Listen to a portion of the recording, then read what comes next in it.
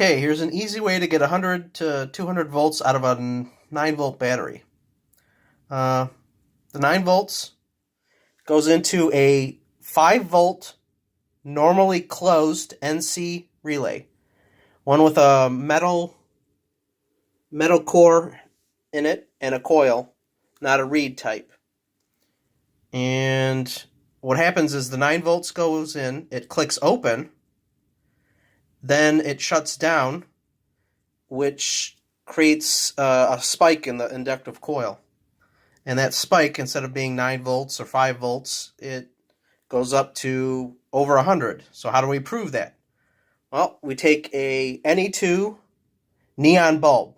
This bulb needs at least 95 volts to light up.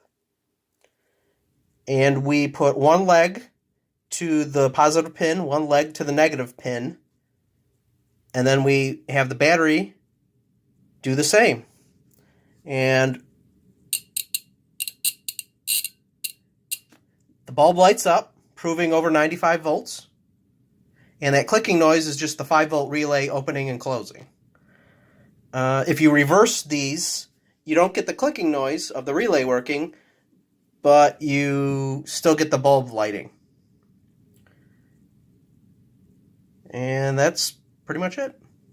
That makes a 9-volt battery into a 5-volt relay. Gives you, it should be closer to 200 volts actually. I haven't measured it, but it lights up bulbs and things that need over 100 volts very easily. And it's a great way to test without having to drag out a big old power supply or do anything dangerous. It just works.